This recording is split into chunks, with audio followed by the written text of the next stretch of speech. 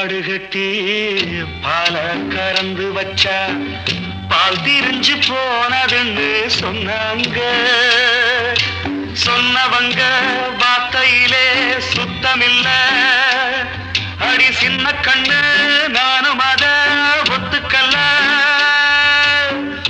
உச்சி வகுந்தெடுத்து பிச்சி பூ வச்ச கிளி பச்சை மலை பக்கத்தில மேயிடுன்னு சொன்னாங்க.